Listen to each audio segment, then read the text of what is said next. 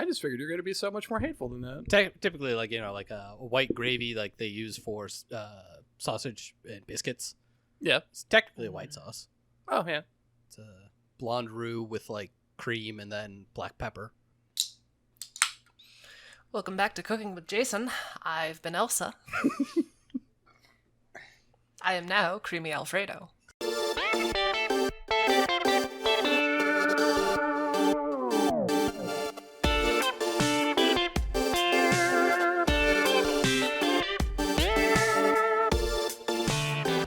Welcome back to the Bad Gamecast. This is Jake. Jason. Elsa. And this time we played Left Alive. Fuck you. Have you heard of it? Because if you have, I'm sorry. Square Enix fucking Metal Gear masterpiece. This piece of shit. Oh, this is gonna go well. Oh, this is a nightmare wrapped in an enigma wrapped in hatred. But that comes later. Oh, I have so much hatred bottled up for this one. It's gonna come spilling out of me in waves. Well, before we get to the hate, released February 2019, the best year in gaming 2019. We covered other games that came out in 2019 in what feels like half our fucking episodes. Just recent episodes. Not even. We covered 2019 games, some in what? WWE 2K20, Down to Hell, and Anthem, I think I said in that one too. Fucking whatever. Kingdom Hearts. Kingdom Hearts. Other Square Enix abominations. Other things. Wow, I don't have the producer. I assume it was produced and developed by Square Enix. Kind of. Go on. Produced by Square Enix. The developer on Wikipedia is listed as Ilinix, but I think right. that's just like part of Square Enix. Yeah, so as you boot this game and then you get like an actual movie's worth of logos up front, I don't know, nor do I care to parse through it. It's Square Enix. It's on them. It's their fault. Jason, what did you just say about Square Enix? Oh, they're the villains of the video game industry because they clearly hate video games and want you to hate them too. Yeah, I get that. After playing this game, that is the only explanation as to why this exists. Yeah, because I've played this and then I played Kingdom Hearts 3. And at this point, I have to believe that Square Enix literally sit there and concoct ways to make video games bad and see if people will still buy it. Hold on. What about the cinematic masterpiece that was Deaf Batman, the game whose name I could never remember? Because it's also Quiet Man? Brain Dead. What was it? Quiet Man. Yeah. Quiet Man. You know, so iconic, like Left Alive. Elsa, I honestly thought you called it Fight Man, and I was like, yeah, no, that Fight feels Man. right. You know, probably would have been a better game. Yeah. Go on. I was gonna say, this Left Alive takes place in the Front Mission universe. Which, have you guys played Front Mission? I have briefly played one of the Front Mission games. I want to say it was the very last one made for the PS2. Front Mission, I want to say 4 or 5. And, I got in late to the series, so, I didn't really know what it was all about. It's a mech strategy RPG. That doesn't sound that bad. No, it was interesting, and I kind of liked it. I didn't end up beating it because there was a lot of tedious fiddling with all your mechs, and it's a decent thing if you're tediously fiddling with one mech, like in an armored core, but if you're having to do, a full squadron, it can get a bit much. Yeah, I recognize the name, but I might have played, but it hasn't stuck in my memory as something that I definitely was like, yeah, this is something I played and know anything about. See, I'd never heard of that series before starting this. Yep. So Left Alive is a third-person, over-the-shoulder, stealth-based game which involves sneaking through a mech-field battlefield. That's the game description. You can notice how it is not a game about fighting mechs. Well, not exclusively. There are mechs in it. Technically, they have combat abilities. So yeah, it's a fighting mech game. Yeah, totally. Got it in one. I mean, on paper, it sounds like a fantastic idea. They did key art from, I'm gonna butcher this, Yoji Shinikawa, who did the key art for the Metal Gear Solid series. And you look at the box art and go, oh, this looks like one of the classic Metal Gear games. So This is the best super part cool, of this game. Sketchy. Yeah, honestly, it is. Well, you know, Art style. that Go on. Jesus, I'm trying to stop smacking my mic. That makes sense, because this game feels like it wants to be a Metal Gear so bad. Definitely. And I don't know, like, because it's a stealth game, surprise, with forced combat sections, and mechs. Yeah, no, this game isn't even hiding how badly it wants to, like, peel off Metal Gear Solid's flesh and slip inside like a onesie. Oh yeah. Get that image in your head. Metal Gear, great big You fat know, person. the art, the music, the themes, the gameplay, everything, like, wants to be Metal Gear Solid and is just worse in every way. And out the gate, in much the same issue that we had with Metal Gear Survive, if you're trying to make a Metal Gear and you don't have the absolute weirdness that is Kojima, I don't know what you expect. You just don't have that magic spark. Yeah, it's kind of hard to explain, like, how Metal Gear is such Kojima's, like, ingrained into his being that people trying to emulate it fall short drastically, and then Square Enix does Square Enix things and makes it confusing and obtuse. And they just make it boring and dry. It's like, no, Metal Gear Solid has, like, a dude made of bees who shoots bees and is also on fire. Fuck you. Yeah. Yeah. You know, everyone's favorite example, which, you know, gets paraded around, and there's other examples of Psycho Mantis, of where it's just, like, complete game-shattering nonsense when Psycho Mantis starts reading all the games that are on your memory card to you. And you're like, hang on, what? Yeah. Or And, in like- Metal Gear Solid 2, when the, like, colonel tells you to turn off the game. And everything starts getting corrupted. Yeah, or the boss fight that you can win by just stepping away from a couple days. Or for a A couple week, days. if I believe, yeah. Yeah. 7 days and he dies of old age. Yep. It's like, But no, we're not playing a Metal Gear Solid game. We're playing this piece of shit. we're playing Left Alive! And the... okay, so the year is future. It is 2171. Thank you. It's the future, and countries no longer exist. Instead, they're like company-owned governance states.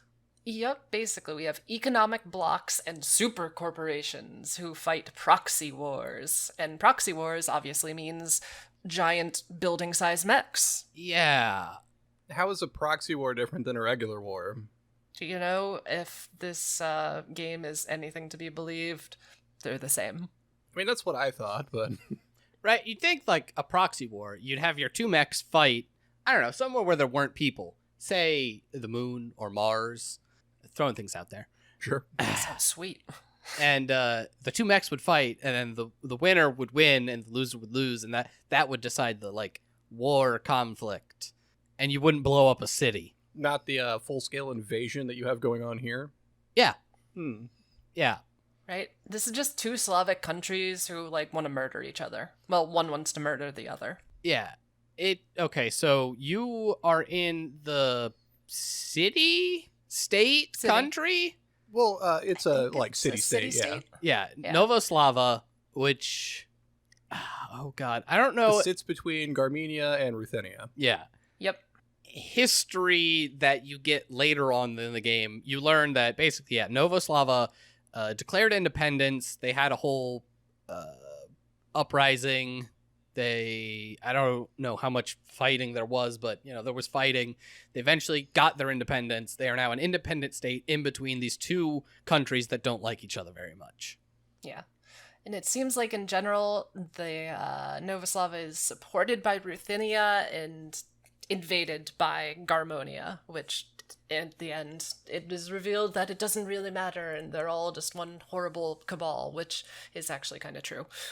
You know, and I didn't get this because Novoslava doesn't sit across the entire border of these two countries.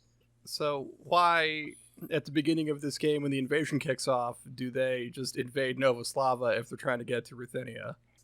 Well, you see, Jake, there are many, many reasons. Because the war was actually about mechs, but it was actually about child transporting, human trafficking. But actually, it was about a secret disease. But actually, it was about the future. But actually, it was about Terminators? I mean, yeah. If the end of the story is to be believed, it was actually about creating human cyborgs. I don't fucking know. Kinda? Okay, so Novoslava Let's rewind. gets invaded. Blah, blah, blah, blah, blah. Like, explosions rock the city. People are dying. You get your first point of view character, Mikhail. Mech pilot Staff Sergeant Mikhail. Yes. Yeah. As I referred to him, Russian Sora. He is, a Wanzer pilot. So that's the Wanzers. And yes, that is not how you should say that, but that's how I'm gonna say it because I hate this game. I fucking hate that name so much. Because they're Eastern European, it should be more, Wanzer. But they just say Wanzer and sometimes Wanzer, and you're like, why are people in the game saying it different? look, you Wanz it up, it's fine. He's a Wanzer pilot. Wans. Yeah, we're gonna see if we can make this word sound like it has no meaning, because it doesn't. And by the end of this, you'll just have Wanzin stuck in your head. Do not want. So he is, in theory, a pilot of one of these mechs. He doesn't have one, though. His mech is damaged in the attack, and he is on his own. Yeah. He comes across, I don't know, someone early who's just like, they're killing everyone. And then he sees them killing everyone. Well, let's start how in 30 seconds into the intro cinematic, his mech is damaged, he's stumbling around the streets, he spikes his sidearm to the ground in frustration and plops down on his ass in the street, whining like, a spoiled tween in his American accent, how, he doesn't want to be in this war. Ugh. Which seems weird. Like, in this theoretical future, is he conscripted? Because it seems like he signed up to be a Wanzer pilot. He definitely signed up. Yeah, he just wanted to pilot a Wanzer because to get in on all that Wanzin, he didn't want to actually fight. But That's pretty much it. I don't get that then. Like you enlisted to be in the army, and then the army was like, it's army time, and now he's like, but I don't wanna. Yeah. I figure we're probably just gonna move through this kind of like, a player would move through this, so we can get you introduced slightly to the, hello, Chell. Yep. Picking up those ones. God damn it. I lost my entire train of thought. I was gonna say, the mechanics and gameplay to this, as we're going through. I guess. I mean, No? Well, because it's interesting, because I think we all had 3 very different gameplay experiences. Alright, I guess we can save that and we can just cut this bit. So, you start out as Mikhail, and he throws a hissy fit, and then, when soldiers start approaching, he realizes, oh, right, I might die, because war. Yeah, so he picks the gun that he spiked back up and then slinks off into the shadows. Mm-hmm. As you're going around the corner, you run into someone who's higher ranking than you, I think. Well, the first guy that you come to is just another wounded soldier. Yeah, he's a soldier Like, also. Are you okay? And he's like, I'm fucking dying. Get out of here, kid. And then they kill him, bang, bang, bang, while you're sneaking through a building. Yep. And then you get on the other side of the building, and you see them, they've got a bunch of, civilians lined up. And they're like, bang, bang, bang, and they kill the civilians. Because Yes, war crimes. Yeah, setting up the very just immediate, your enemy isn't even, a real enemy. They're just the personification of evil at every point that you see them. Yes. Yeah. They They're wantonly never murdered individual or children anything and like women. that. Yep. They're just a block of mindless, let's murder everyone, and just everybody's okay with that. Yeah, so... I mean, I guess the Nazis exist. But that's... at any point, if they want you to play this game, so to give away the biscuit, as they say, I played this game as basically a murder hobo, and I just slaughtered my way through these Ruthenians, violently murdering and dodge rolling my way past all of them. Wait, but you're the Ruthenians. Garmonians, they're all the same. Yeah. I ended up playing this game like a desperate stealth survivor for probably about the first half of the game. So, like, I tried to not engage any enemies or any friendlies. I just wanted to get from point A to point B. Nobody look at me. Nobody touch me. And then about halfway through the game, I also became a murder hobo because I had enough guns to do so. I played as misguided hero, trying to save everyone in front of me. You poor, poor bastard. Yeah, so the game doesn't paint your enemies as, like... humans or characters. Yeah, so you should just kill them. I mean, you're at war, actively at war. They're committing war crimes in front of you, and they're pretty blasé about the whole thing of just killing everyone. You're left with... I mean... What choice? They're all wearing full body armor with, like, face masks and stuff. They don't have faces. They don't even have, like, I don't know. They have very generic humanoid forms, but that's pretty much it. So they're essentially, like, robots that bleed. Well, yet considering their 12-foot vertical leap. I don't actually know if they bleed. Huh. I don't know if they do either. But yeah, if there was definitely blood. If they don't have a face, there is blood, but I don't know that the soldiers bleed. That doesn't matter. If their face is covered, then it's easier to kill them. Yeah, the whole time. No enemy has, like, a face in this game till the very end. Yeah, except for the bosses. Yeah. Which, I mean, we're getting to the end of chapter 1 here with our walkthrough, so let's get to our first bad guy. So yeah, as you slink past everyone, you find your captain? Yeah, your commander, Russian Sora, refers to him as Old Fart.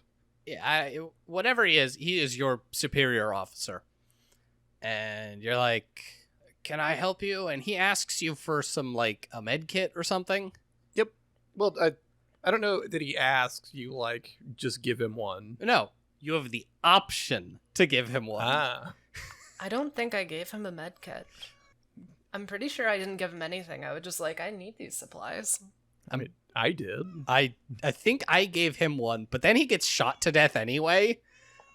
You fools. And so that was the end of the tutorial, and so the game taught me, don't save anyone. It just takes your resources and we punish you anyway. Oh, so yeah, then you meet, I guess you calling him Revolver Ocelot is basically it. He's supposed to be like the cool, interesting bad guy. Yeah, I don't know his actual name. I just have him in my notes as Revolver Ocelot. He makes a lot of baseball analogies for whatever reason, and not even, like, coherent baseball analogies. Is like, heh, kid, 3 strikes and you're dead. Yep, and then he shoots your commanding officer, and you're like, I don't know what that had to do with anything. I'll see you in the batter's box, and then he fucks off, and you're like, what? Did he just come on to me? Yes, he did. I think he did. Oh. It's something that this game does, that he comes in, he shoots your commanding officer, he threatens you, and then he holds his finger to his earpiece and is like, yeah, all right, we're coming. And then he's like, see you later. And he could have killed you. Should have killed you. It is such bad writing. I hate it so much. Oh my god. Like, him and the 4 or 5 goons he's with all have guns. And they just leave. Yeah, They've been shooting every enemy soldier dead on sight, but this one, I don't know, he's kind of cute. well, he We're liked not the gonna cut of kill his him. jib, yeah. He And wants to cut your jib. His haircut. Mm. Swoop. Yeah, I hate it. It's absolutely terrible writing. That the enemy, who, as again, we already established is A-okay with murdering civilians, finds an enemy soldier, and then just lets him live. Yup. Well, So, hold on. go on. Okay, so he kills the old man in front of him, right? Which is basically his dad. So this guy is just trying to make himself a Batman Yeah. because he takes yeah, out the wounded he's- one, right? But the cute one's still alive to play with later I need you to be more damaged.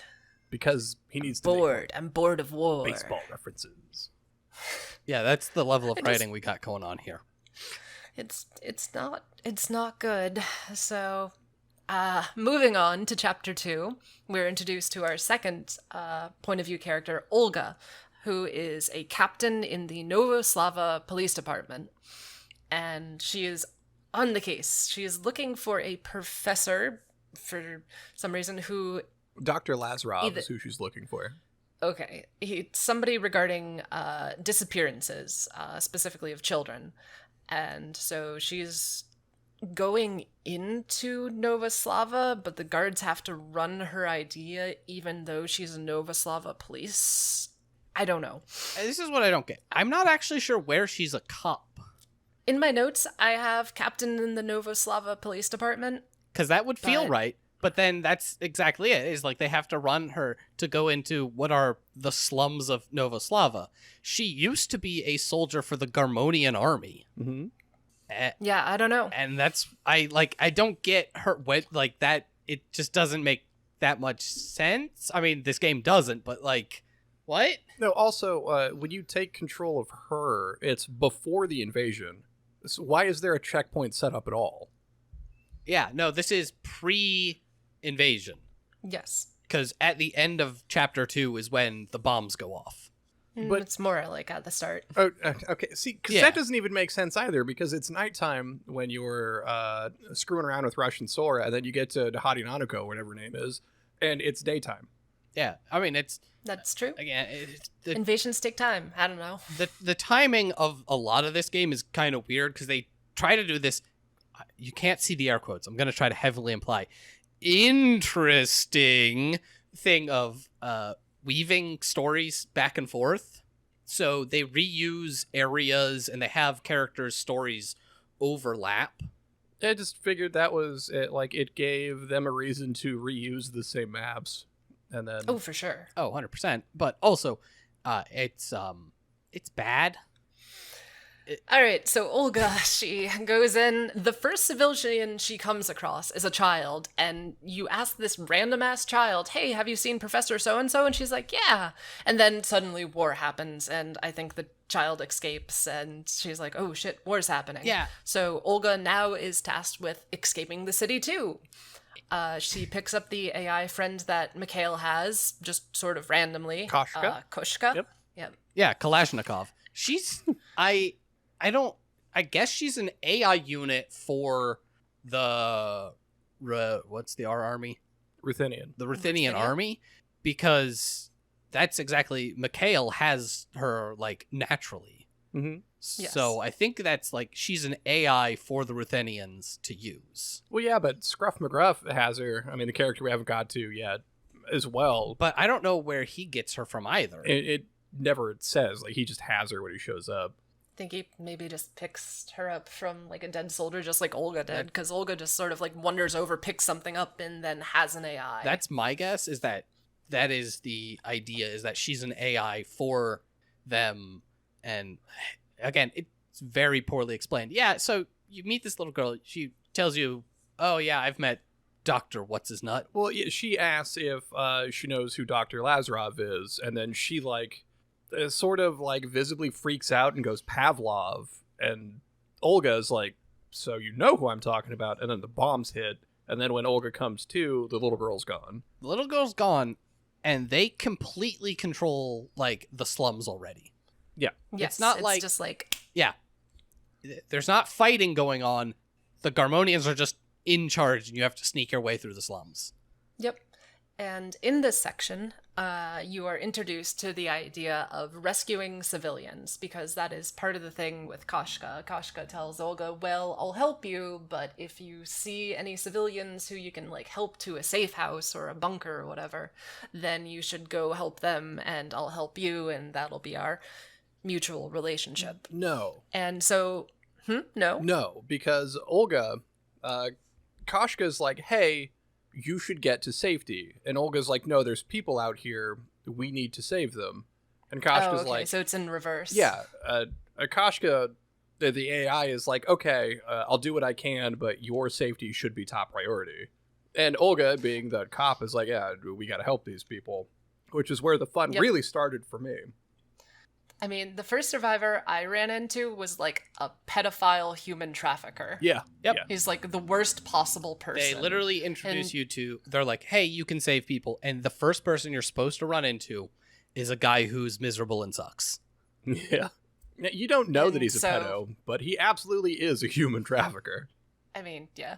A human trafficker of children, so what the fuck else are they Yeah, I doing? mean, specifically children, yeah. So, you like, okay, game, I guess I won't help people. Or at least that's what I got from it, because, like, the first couple of people I ran into were awful people. Yes, you kill them and you move on with your life. It was in this section, I started on standard difficulty, and in Olga's section, I switched to light difficulty because I kept on getting blown up. Survivors were mostly used for me for distracting troops when I ran into them. I was just like, yeah, you should totally go over to that bunker over there. And I'm just like, see ya, bitch. Damn. Ah. And I think of how hard I worked to save these fucking people. You were a fool. Were they ever grateful? Fuck no, they weren't. Yeah, so fuck them. There you go. Yeah, so this is the game mechanics teaching you things of like, I immediately was like, these people suck and helping them is excruciatingly hard for no reward. So I'm not going to do it. And fighting people at this point of the game was still really hard. So I learned the Yes. secrets of the dodge roll. You can Yes. find my entire playthrough on our YouTube channel because I streamed the whole thing start to finish and they were then uploaded onto YouTube. Mhm. So you can find from start to finish me playing through this game. At this point of the game, you have to get from like one place to the other, and I literally just sprint and dodge roll past a dozen enemies. That's it. That is how I eventually succeeded in this section too, because like I attempted several different angles of stealth and I was always getting spotted, and we'll go into the mechanics of that later, but I remembered your playthrough and I'm like, you know what? Fuck it. I'm going to start dodge rolling. Jason taught me this, and guess what? It got me to the location. Oh, see. Fucking bullshit. I got the human trafficker to safety relatively easy. And then the next lady that you find, oh my god, I could not save this lady. Son of a bitch. I tried, I eventually got it. And she kept dying and I kept dying, and it was a treat. It was an absolute treat to get to. And then, by the time I finally fucking saved her, I think I took that same strategy because you have to make it to a hospital, and I just ran for it because fuck it. Like, I'm not sneaking. Like, they already know I'm here. I'm trying to avoid the big ass fucking mech shooting at me. Just go book it.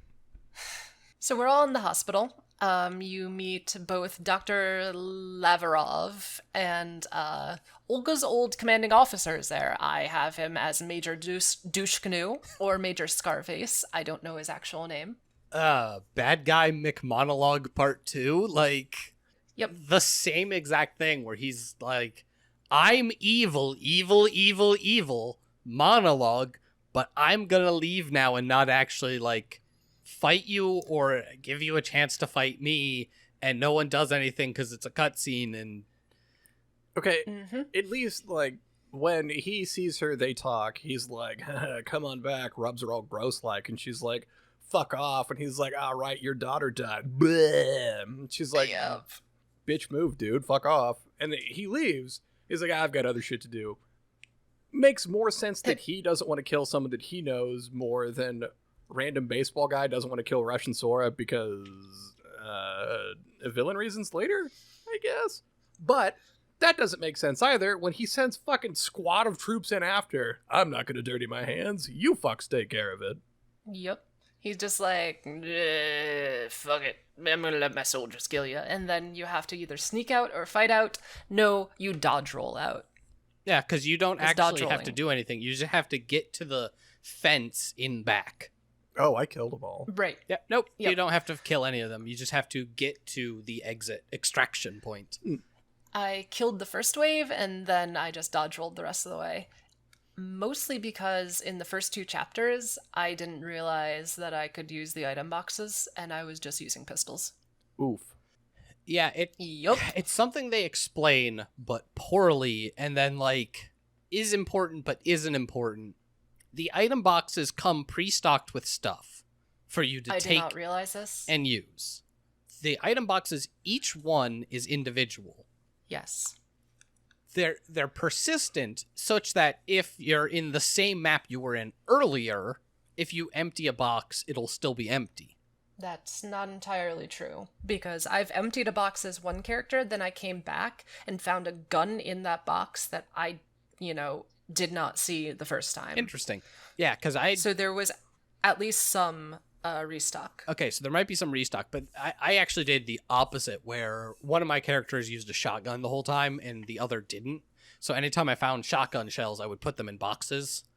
And so that character would always come, and there would always be a surplus of shotgun shells for him. Nice. Look at you being smart. Yeah, there's a crafting system which we can get into later. But Oh, I'm gonna get into it. I didn't know how the crafting works, so I was in like chapter 3, which is whatever, because Which is where we are now. Because Yep. once you get to the end of Olga's section, it's moving on to chapter 3. oh man, You're We back as move on Mikhail? to Mikhail, and Mikhail is having a bad day. He's looking for allies, and I am having problems with this game. Because, I probably lose an extra hour or so in this section, and I just turned it off and walked away for a couple of days. Because you're just dumped into an occupied city with dozens of soldiers that would love to use you for target practice, and you're just looking for people, I want to say. Mikhail's just, wandering, looking for direction. You have a waypoint on your map, and it says, go there. And it was after I came back, after my break, that I finally opened an item box for the first time, and I saw the goddamn SMG and assault rifle, and just killed the fuckers. right? He's trying to make his way to an area, and is it here you run into the reporter? Yes, because you're trying to Yes. get out of the city. That's all Mikhail's goal is. And you run into someone who's like, I can get you out of the city. Because I'm a reporter, they won't shoot me. No, Jason. His name is Patrick, and he is a reporter. Right, because he has the most 100% accurate French accent of all time. I am super French. You see, this Frenchman, he can get you out of the city. But you have to help him first. He has an extraction, but I just turned into something that is not French. He was investigating plans for a new Wanzer that was stolen. The plans were stolen, or the Wanzer was stolen. I'm not sure. The plans were And stolen.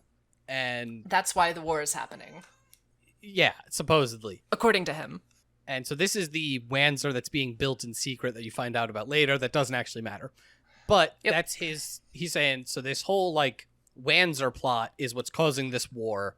I need you to go look into Politician X, because I forgot his name. Boonin. Boonin. If you bring Boonin to me alive, I will get both of you out of the city. Mm-hmm. A deal is struck. The die is cast. The box is locked, the lights are on, it's robot fighting time. What? Okay, not quite, but I like the enthusiasm. Anyway, that's then Mikhail's goal is to get to across the city to get to where the government building is. Yeah, where the councilman is probably hiding out. Right. And I want to say at the end of the sequence, you have your first, real Wanzer section, and I almost choked it. I got in my Wanzer, and I was just fucking around, trying to get the controls and stuff, and unlike the first, because there's a tutorial Wanzer section in Chapter 1, where there's a broken Wanzer, you jump in it, you can't move, but you can shoot, and I'm pretty sure that Wanzer is invincible. Yeah, it is. And so, Yeah, you have a lot of time to just fuck around and shoot things. Tutorial turret section. Yep. And the Chapter 3 Wanzer definitely takes damage. I got in the Wanzer, started moving around, and the first enemy Wanzer showed up. I'm like, all right, I'll shoot at you, and I'm trying to figure out which of my weapons do the most damage, and he's just lighting me the fuck up as soon as he sees me. And I catch on fire, and my Wanzer almost explodes. And I'm thinking to myself, oh my god, I haven't had a save point in an hour. And I'm freaking the fuck out. I destroy this one Wanzer, and I can't take any more plinks of damage. And so the there's like 3 more Wansers that show up in Yep. quick succession because just, hey, what's up? I play a little coward game. I get them to spawn. I run away. I turn around and I plink at them with my rifle from as far away as I can, like out of their aggro distance even, and they just sit there and get like stun locked and die. Oh, Great gameplay. it is weird. As big and as heavy feeling and as slow as they are, how few hits your fucking Wanzer takes. Yeah, you explode real quick. Also, how fast some of the enemy Wanzers are. Yeah, when they just like boost at you. Although I didn't have any issue because you get a missile launcher with this Wanzer, and it can lock on to the same target multiple times. Mhm. And like after a single entire volley of that, like things are mostly dead. Yeah. So like they show up, bloop bloop bloop bloop bloop, fire, shoot, they're gone. Move on to the next one. Yeah, ignoring how bad the controls are because your shoulder weapons are on F and G on the keyboard. Yeah, which is where you want them when you move with W, A, S, and D.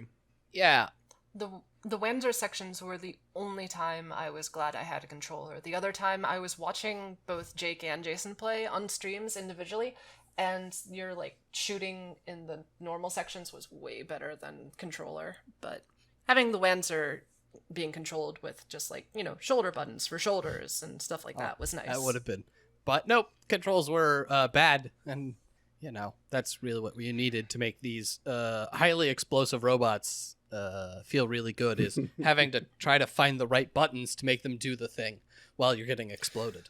So good. So that's pretty much the end of chapter 3. Mikhail's on his way for a rescue operation, and we're back to Olga, who is in the city and is headed to the harbor via the sewers. And she heads to a construction site where Mikhail is hanging out with a civilian he saved. It was the little girl from the beginning. Yeah. Coincidence. And Coincidence! It's, just crazy random happenstance. Yeah, I love how that's also off camera, so like you don't know how the fuck it is that they found each other. Yeah. Yeah, no, they end part 3. Mikhail's on his own fighting his way to this like Capitol building. And then in part 4, you're Olga, and you just happen across Mikhail and the girl you're searching for. Mm-hmm. What? And when you find these two, you have your first like wave defense section. You have to fight waves of enemies who just like apparently know you're here, and they just come at you with like their assault rifles, and you get a little bit of time to set up. And since I was, I think, more of a crafting guru than at least Jason, and from what I saw of Jake, I ended up making a lot of like tripwire traps and stuff and putting them at the tops of stairs and stuff and like having them explode or fall into fire. I threw incendiary grenades. I basically home aloned that shit hard and won on my first attempt. I saw Jason's attempt, and you can say how that going. Well, attempts, because we're already at the point in chapter 4 where I just don't pick up stuff because like crafting was nonsense to me, and I was like, I'm not doing it. So I didn't have stuff to craft because I didn't think I was ever going to have to do a tower defense section. Yeah, I was wrong about the crafting. Weird. It wasn't chapter 3, because it was after this section before I figured out how the crafting worked, so I just killed them with my gun. Gun. It sucked. But instead of laying traps or like setting stuff up that like Elsa, it sounds like you did, and Jason, I know by the time you finally finished, that's what you had done. I was just at the bottom, like shooting them because the enemies, if you get a headshot on them, it like stuns them. Yeah, they stagger backwards. And as much as the gunplay, which we haven't talked about, is bad for reasons we can get into, you can sort of just like stun lock them, especially with the pistol. In one-on-one combat, you can just sunlock someone straight to death with a pistol. Yeah, and like even though That must be nice. multiple enemies would come at you, usually like in that section they wouldn't come from the same area. So like you could take one out and move on to the next one, move on to the next one before you took too much damage. That's super weird, because I defended at the top, and by the time they got to the top, there were like 3 or 4 in a wave, and they were all moving together. Yeah, I think being at the top is actually a mistake. Yeah, because they don't come in together. They come in separately. I mean, it did work out, because like I set my traps at the top, and then I hit multiple people with my traps, so... Yeah. There's that. Anyways, after you do this sequence, your two heroes bicker at each other like a old married couple because, of course, they hate each other. Shock of all shocks. Well, Mikhail's mostly an unlikable shitbag. Yeah, it's because Mikhail's a cunt for no reason. It's like when Olga comes up to him, he's like, a civilian. And she's like, fuck you, kid. Like, what the hell did I do to you? Who is this little girl? Is she okay? And Mikhail's like, fucking whatever. Meh. She's like, so obviously, cool. once Olga shows up and saves his sorry ass, Mikhail hands over the little girl and runs away. And immediately, the little girl just, like, shrieks at Olga and runs away. And Olga's like, yeah, okay, bye. Yeah. And then she moves right on to, like, spy on the enemies. We see the guy who tormented Mikhail, not Revolver Ocelot, and he's mad about something, data files. Olga steals an encrypted data chip from some soldiers and discovers that the hero of the Novoslava Revolution, some bald asshole named Ruslan, is sulking around in the sewers, murdering people. And it's like, who is this man? And this is also where you come across who Jake has been calling Scruff McGruff, Leonid Osterman, who is supposed to be the man who killed Ruslan, who was that hero man I just talked about. Who is also supposed to be dead. Yes, both these men are supposed to be dead, and it's like, gasp, both these men are supposed to be dead, but, like, this is the first we've learned about them, so it's not actually a shock to the... Like, it's so strange. It's like a twist that they're explaining the twist as it's happening. Yeah, no, there's absolutely no twist here because it's information that you don't have. They're like, surprise, this character who we said is dead is not dead. When did you say he was dead? In the sentence we just said. What? Oh. Yeah, Yep. it was, Jason, while you were streaming, I forget how it came up that I was referring to him as Scruff McGruff. I think it was because, like, as stuff kept happening, and then Leo was like, oh, I'm gonna get to the bottom of this. And I was like, oh, well, naturally, he's got to go take a bite out of crime. Something along those lines. Yeah. Yeah, so you see this bald guy in the sewer, and he sees you, and you're like, the hero of the Novoslava Revolution. And then he runs off, and then, yeah, Leo runs in, and you're like, I just saw that dead guy. And Leo runs off, and Kalashnikov is like, that man you just talked to is also dead, right? What? Does it go back to Mikhail, or do we get our first Leo section? Chapter 5 is the first Leo chapter, and his first order of business is get guns. Yeah, so... And you start with a shotgun, which apparently isn't enough. Go ahead, Jason. Time warp, because this is exactly this game. This is now before you saw him in the sewer. Oh. Is it? Yes, this is immediately after he got out of prison. Oh. Really? Yes, this is before the last chapter. I did not get that You at can all. tell this is super clear storytelling. Yeah, that's, again, when they're trying to do this weaving thing. So yeah, his first goal is to get gun. Except you, like, start with a shotgun? Yep, you start with a shotgun, but apparently that isn't enough, so you have to, like, go one-hit kill? raid a... Yes. He starts with a shotgun? Yeah. What? I don't have a shotgun. Well, you didn't look hard enough. I probably had it and didn't pay any attention. Yeah, he starts with a shotgun, which, if you're close enough to someone, is a one-shot kill. The shotgun was my favorite gun in the game because of that reason. It's the best. You literally just dodge roll right up to someone, pull the trigger, and watch as they just dead. No, see, it was this section here, as Scruff McGruff is running around doing fun Scruff McGruff things, that at the construction site, because you're at the same map, there's a sniper rifle. When I was Olga, the sniper rifle wasn't there. However, when I played as Scruff McGruff, it was just sitting there, so I ran up and I got the sniper rifle. And as I saw the people on the map that you can go and save, I wondered if it was possible to kill all of the enemy soldiers on the map. So I booted up Cheat Engine, and I gave myself 999 sniper ammo. I didn't bother doing this at any other point in the game, because it doesn't fucking matter, right? Because the enemies just keep spawning in. You kill them as there's more action in one area, more enemies are called into wherever you're killing them at. But when you do that, it lessens the activity of the enemy soldiers in other areas of the city. So you can kind of use that to your advantage, if it worked that well, which it doesn't. But I had essentially infinite sniper rifle ammo. If you take the enemy soldiers out in one hit, they don't set off an alarm, even if they watch their friends die, which is an interesting choice. More about AI later.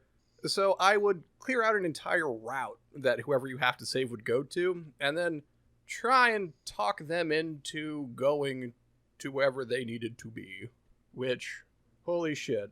I wish it was easy, like, hey, get to the shelter, and they're like, cool. Instead, you have, this is the part where you get the psychopath who's like, yes, the city is burning. Listen to the symphony of screams. I'm like, you should not go to the shelter and be around other people. You should just stay here.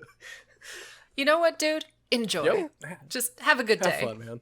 Or is this the same area with the guy that wants to loot shit? Yeah, I think it I is. don't know. Where he's I like, didn't save anybody. well, you come across this dude who's like, oh, hey, you look like a hardened criminal. And, Leo's like, I mean, he's still got his prison outfit on. He's like, yeah, but go fuck yourself. Dude's like, hey, since no one's in this rich house, maybe we go in and start taking shit? And Leo's like, why don't you just get to a fucking shelter? And guy's like, well, I'll tell you what, any valuables you'll bring me, I'll give you something in return. He'll give you med kits or extra ammo or crafting supplies if you bring him shit. And I assume if you bring him enough shit, he will finally go to a shelter. It just so happened I had a gemstone ring, as the item description was, off some corpse that I looted. So I gave him that, which is how I know what he gives you. But I wasn't going out of my way to get this ass bag extra shit so I could get into a shelter. Fine, stay here, loot, have fun getting shot on sight, asshole. And I want to say there's such a different gameplay experience than me. 2 other people. No, okay, so this goddamn stage, I spent so fucking long sneaking around, sniping dudes, and then trying to get to the people that you could save, only for them to be fucking crazy. Some asshole that just wants to loot shit, somebody who I think killed themselves, and then some other person that I finally got to go to a fucking thing. This is the one where you find a fucking lady who's like, my husband died, and you're like, sucks, bro, get to a shelter. And she's like, well, I can't go to a shelter without the wedding ring. And you're like, fine, fuck it, whatever, right? So you go out, and of course, his body is surrounded by enemy fucking troops. So I fucking snipe those dudes off. And then when you get up to him, not only does you pilfer his wedding ring, he has a letter. Now, I didn't read the letter because the letter said one of 2 things, both of which weren't going to be good for that lady, right? Either he's having an affair or he never loved her. Some shit like that. You knew that's what it was going to be, because when you talk to her, you have the option to give her the wedding ring or the letter. I mean, it could have just been goodbye. Right. How would he have known they were going to get invaded and that he was going to die? He's a traitor to the state. Yeah, I guess. Yeah, whatever. It's not going to be fucking good news for her. So I thought, fuck it. I'm going to let her have fond fucking memories of her goddamn husband. Here's your wedding ring. Get to a fucking shelter. Did it work? I mean, yeah, I got her there. It took for fucking ever. Because, like I said, as I killed people, and it would raise the alert in that area, and it would just bring more soldiers in. So I would make more work for myself as I was cleansing the city of the enemy soldiers. I'm glad that all the fucking work that I put in didn't make any goddamn bit of difference. Because, this was probably one of the shortest chapters for me. I spent so long here. Yeah, no, this one goes by really quickly. Yep, you go to the place where you want to get more guns. You come across a woman named Sophie, who is a former Resistance member with Leonid, with Ruslan. They were all part of the Resistance for the Novoslava Revolution. And she gives him shit about the revolution falling apart, and how Leonid killed Ruslan, but he was like, no, I was framed. And she, to her credit, basically immediately believes him. Yeah, I mean, there's the whole weirdness of, he's alive. There is. And so she's just like, okay, well, clearly the government lied about killing you, so there's got to be something going on. Mm-hmm. Yeah, and he tells Sophia that Ruslan's still alive, and she's like, but you killed him? And he's like, no. And she's like, but you're alive. Well, I have something to tell you, but you're not going to believe it. I have to show you. Let's go meet up at a bar. somewhere else in town. Right, which is so fucking dumb. And then I pulled my own fucking hair out. Are you kidding me? Like, we just drop all these fucking people are dead but not dead, but whatever the fuck you have to say is so fucking crazy that I'm not gonna believe you, whatever you fucking say. You just fucking tell me why we're here. Whatever. But no, we have to extend the gameplay. So you get like halfway to the bar, and then soldiers like surround you, so you jump into the river to escape, and that's the end of the chapter. Yep. Moving on. So, I wanna talk about that real quick. Because it's winter. Sure. It's winter somewhere in Europe. I thought about that too. Uh, It's in December. yeah, it's cold, is my point. And you just jump into the water casually. Yeah. Like it's not freezing. It's fine. And then he's fine at being outside. And It's a heated river. Of course. Well, there's no ice in it. Novoslava's patented heated rivers. Coca-Cola's Novoslava, they're heated rivers. Chapter 4, we're back to Mikhail, and he's got to save the councilman because he needs to, get him to escape. We do some wave combat to save the councilman, and then run away. You get like a minigun? Mm-hmm. Yep, you get a minigun and, save the councilman, but he's a jerk who needs the data. You gotta have the data, and that's why you have to do the wave combat, because soldiers are coming in while he's getting the data. Yeah, he's copying it off the computer, I guess, and it takes forever. Fine. Yep. So you clear the area, the dude runs outside and immediately gets murdered in the streets. So, like, as soon as his foot hits the pavement, and it's hilarious. This is one of these things where, like, I found a lot of the characters don't really treat the situation like it's the situation. Yeah. He is getting supposedly really important intel off of his computer, probably pertaining to the war that is going on. While he's doing this, soldiers storm the building, and you, with a minigun, gun them down one after the other. You kill probably like 20 dudes. The hallway is littered with corpses. Mm-hmm. And he comes out, and you're like, okay, I just killed everyone. We should be safe at the moment, because they're all dead. And he's like, great. And then kicks open the door and is like, hello, world. And they shoot him to death. Yeah, they fucking riddle him with bullets. How did that make sense to anyone? It doesn't make sense. Nothing in this game makes sense. It's terrible. So It was just, hey, he needs to be dead for the plot reasons. So it's not like he's going to be sneaking with you and a sniper's going to take him out because he's a high priority target. No, he's just going to run into the street like, kill me. And this is where we get our second interaction with Revolver Ocelot.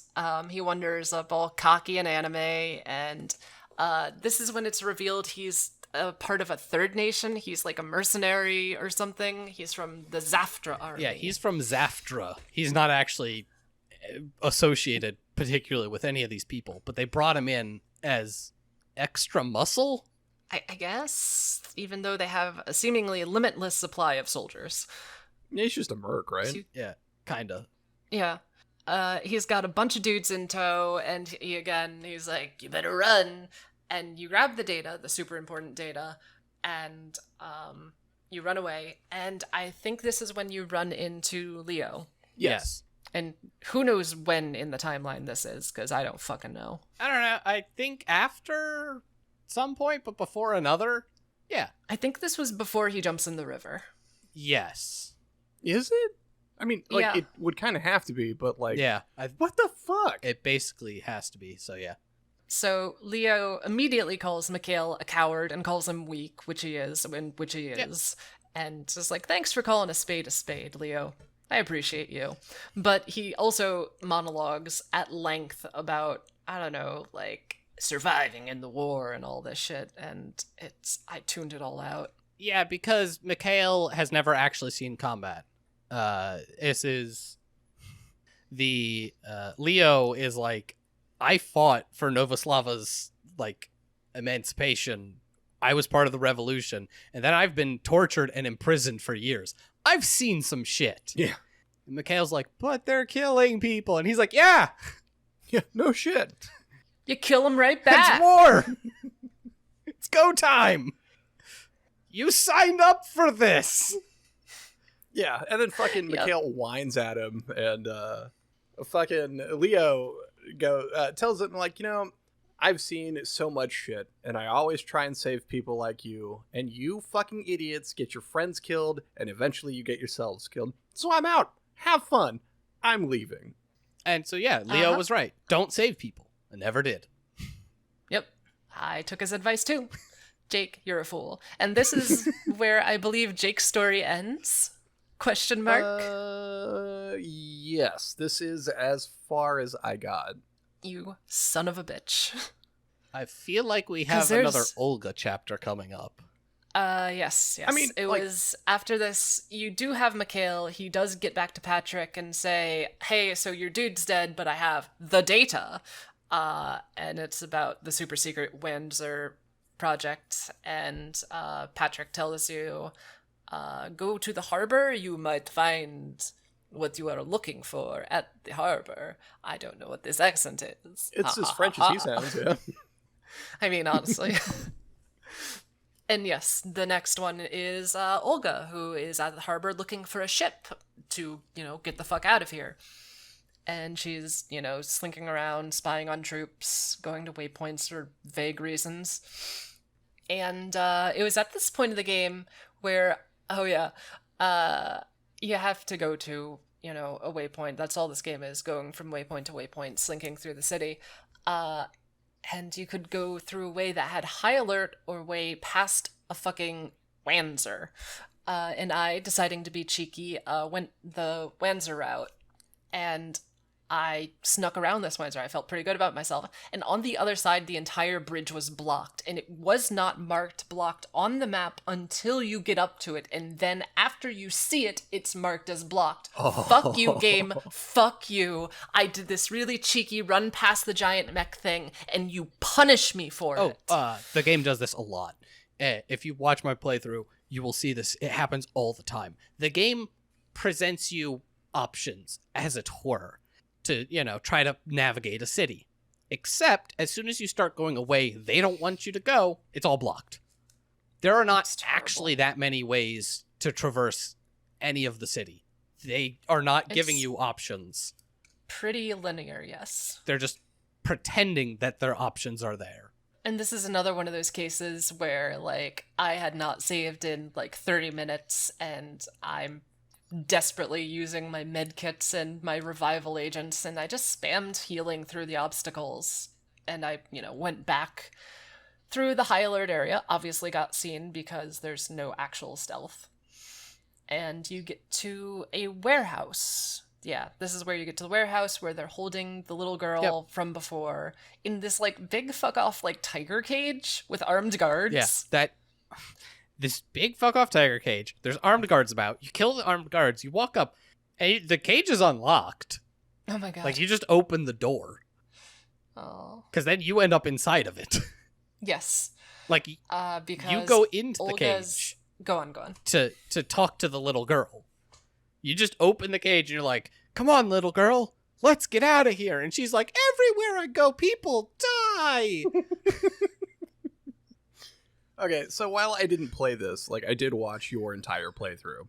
I do not remember this fucking all. Oh yeah, so your former officer leader dude from the Gabon army or whatever. Mm-hmm. Garmonian. Yeah. He shows up and he locks you in the cage. Mm-hmm. And he starts going on about, some stupid nonsense. Everyone from the government of Ruthenia and Garmonia and just everybody at a high level is in on this big human trafficking ring. So the war was not about a mech at all. It was about a human trafficking ring that Olga wanted to bust or something. I don't know. Yeah, he's monologuing. And then good guy McEvil guy, bald hair, what's his name? Ruslan shows up and just puts a cap in a motherfucker. I think it's hilarious because they're working together, and he sees Olga caged, and he looks at the major and goes, "Your ways disgust me," and then just fucking shoots him. We don't cage redheads. Well, no, the first thing he's is, "Why is she alive?" Oh, and the bad guy's like, "Well, I've got plans for her," and he's like, "You're disgusting," and shoots him in the face. Gross. And then he still lets you live. Yeah, that's his whole point was like, you should have just killed her, and he's like, no, I'm creepy, and it's totally not even subtle hint that I want to take advantage of her sexually because human trafficking. And evil robot future bald man is like, you're disgusting because he's disgusting, shoots him in the face, and then just still leaves you locked in a cage to presumably die.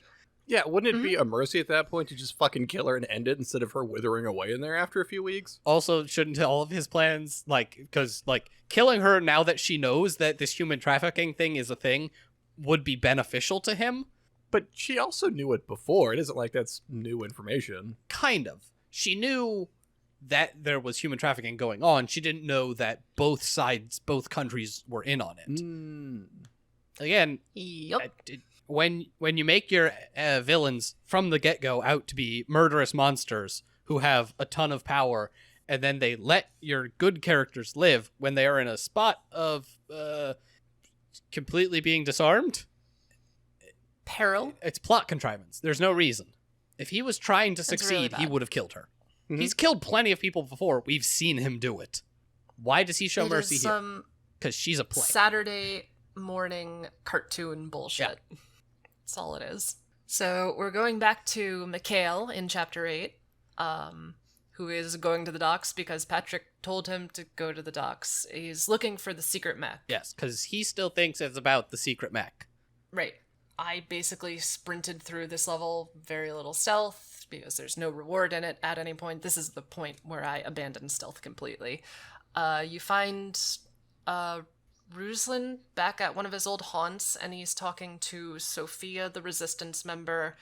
They're spewing some vague greater good bullshit at, or, Ruslan is spewing some vague greater good bullshit at her. She's pissed because, you use the Resistance for your own ends. And he's like, yeah. Yep. And that's it. And Mikhail comes in and talks to Sophia and is like, who is that asshole? And I think she tells him some things, but not all the things. Yeah. And that is generally the end of the chapter. Let's move on with our lives. So Chapter 9. Go on, I was Jason. just gonna say, in theory, I think these how you go through with some of these main conversations affects the quote unquote ending, but we'll see. Yeah. I think the ending, as in, like, who lives and who dies. Chapter 9, we go back to Leo, and this is one of the few times that I did talk to civilians, because, like, they were just in a very obvious place. There was a young woman and her father, and I couldn't convince the old man to come with me, but I could convince the woman. And she was grateful and not a terrible person, and she was just like, oh my god, yes, please save me, Scruff McGruff. And I was like, okay, you're the first non-shit person I've met, so I'm going to fucking save you. Holy shit, it took so long to save her. Yep. Yep, I feel your pain, Jake, because I had to murder so many men to get this one woman to safety. I really feel like the cosmic balance... I know, and I don't know. it isn't like you don't feel bad for them, right? Because they're a nameless, That's true. cartoony evil villain, but like, God, it takes so long. Mm-hmm. Like, it's such a time sink, and then, like, God forbid, by the time they finally get to the shelter that they have to, like, stand in front of and dick around with for a minute before, like, they can finally go in. If an enemy sees them, like, they just shoot them and they die, and then all that time was wasted, and then it auto-saves right when they die, so, ha-ha! No. Terrible.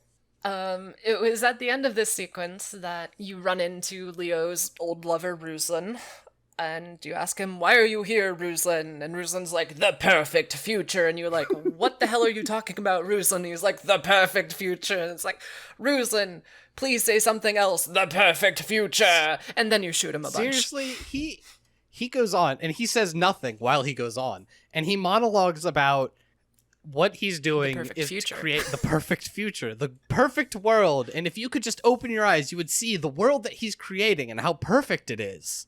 Beep, boop, answer.exe, perfect world, beep, boop. And, like, even before you know that he's a robot, it doesn't make any sense. It's like, how are you creating a perfect world? By murdering people. Just, I don't know, developing bioweapons to murder more people.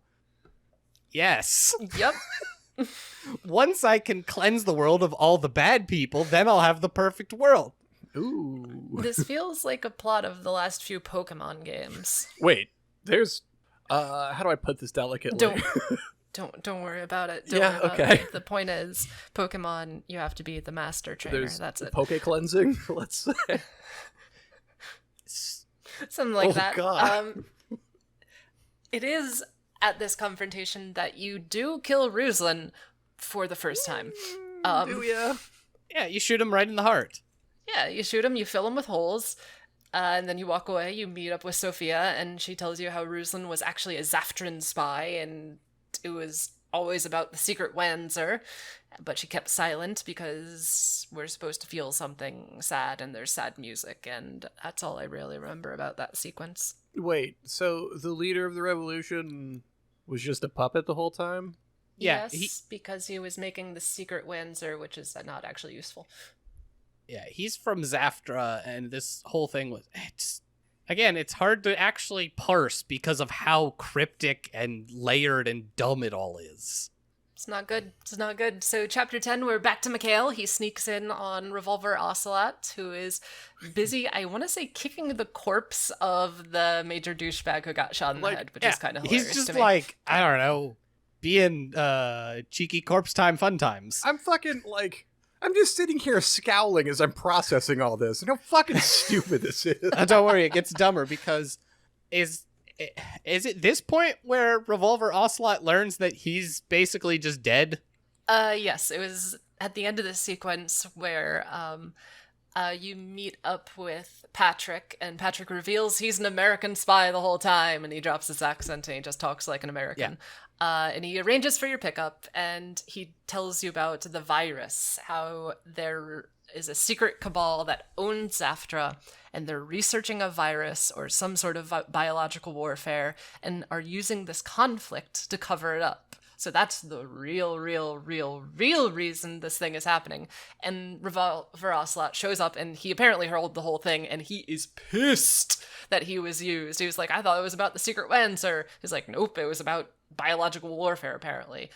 And that he may or may not have. He definitely has. Well, it. because that's the way they say it is basically like, yeah, they gave you this virus so that you will die. Yeah, just to tie up all the loose ends. Yeah. I'm guessing that probably all the Garmonian invading forces probably have it. That's what I'm guessing. It seems to be the implication is that everyone in Novoslava is just gonna die, either by being murdered or by virus death. Yep. And then they're going to collect the data on it. Yeah, they nickname the virus some like horrible. It's euthanasia. Yeah, it's the euthanasia virus.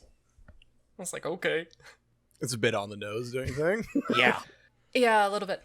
So he gets pissed and like almost decides to help you. Nah. I thought he does, like, right here. He does help only because you he feels like he has to. momentarily. Yeah.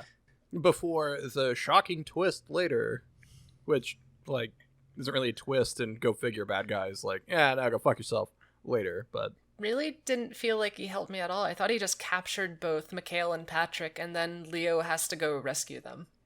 Kinda, he, like, takes you into custody. It's one of those things, again, where it's like, he should just kill you, but he doesn't. Well, it's because he thinks that if he works with, the pro-tags, that they can help him find a cure, right? Yeah. He I like, don't seems remember to that think at that he all. can use you two and your extraction to get himself out. Oh, he's using you as, like, a hostage or capital or something. Kinda, that, like, he'll get you to the extraction as long as you extract him as well and try to cure the virus that he has. Yep. So it's... And that's what happens. Yeah, and so then you go back to Leo, who is now on saving Mikhail duty? Yep. You have to go steal the special super secret chocolatey fudge Wanzer. But, like, how did he know Mikhail was kidnapped? I think Koshka tells him. Why does he care? Because he's got a heart of gold? Guess. Because he's a hero. So- More than Mikhail is. I mean, Not my yes. Mikhail. Because, you have dialogue options, so, like...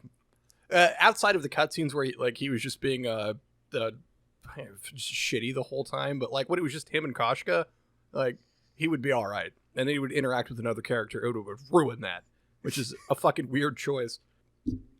I had wondered, why does this game put so much value in this super secret Wanzer that was getting built in the fucking slums? If it's about biological warfare all along, then what the shit does this one Wanzer have to do with anything? It's the excuse veneer for war. It's the smokescreen. Okay. So you go steal the super double secret super fudge Wanzer, Hell yeah. and it sucks. It's really bad. Yeah. I immediately dumped it for like a stock Wanzer and was way better. It's like the special Wanzer had a shield, I think was its unique thing, and the shield broke in like 2 shots. I don't know if the shield was the unique thing or the railgun was.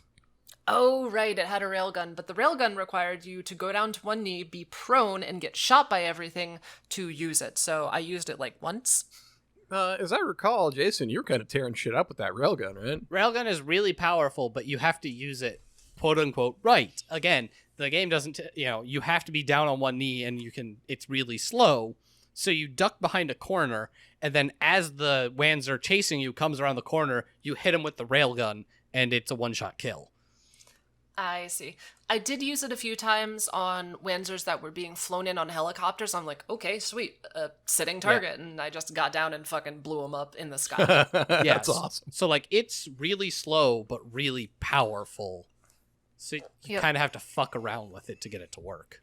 Mm-hmm. So, yep, you use Leo, you use the special Wanzer, you go save Mikhail, you have more Wanzer fights. It's an entire chapter of Wanzer fights, and they're super slow and terrible and horrible. Moving on. And then we get to head to, like, the sewers to try to head to Newtown? I don't for know, your man. extraction? I want to say that's actually what they call it. Sure. We have our final Olga chapter, because last we saw her, she was caged, and now she's magically with the gang now. Right. They don't explain this at all. Mm-mm. She's just suddenly, like, around, and they're like, Olga is with you guys, and you need to do a thing. And you're like, what? No, she was there with them the whole time. Don't question it. She was in your hearts. And then you unlocked her, and she came out of your heart, because hearts store people.